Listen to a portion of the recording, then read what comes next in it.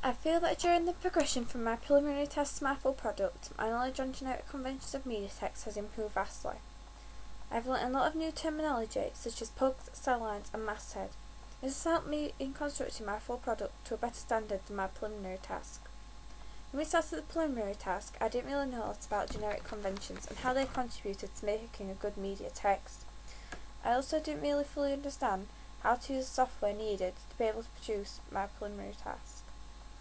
I originally had no idea how to use Photoshop and I'd never even heard of Quark, so I didn't really know about all the features that they had, so I didn't really get to use them properly during my preliminary task.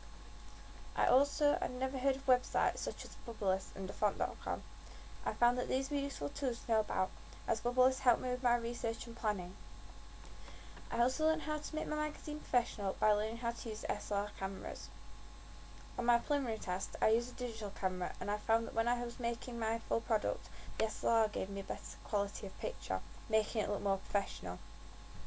By the time I started working on my full product, I'd also developed skills on Photoshop and knew how to do things such as adding effects like drop shadows, bevels and glows.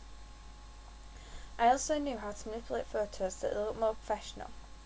When I began making my full magazine, I had a firm idea in my head what generic conventions the magazine needed to be used to try and make my magazine look professional. I knew it needed lots of cell lines, a good main image, and colours that would make it stand out on the shelves. I now feel that if I ever needed to use Photoshop or Quark again, I could do so with a good knowledge and understanding of the software.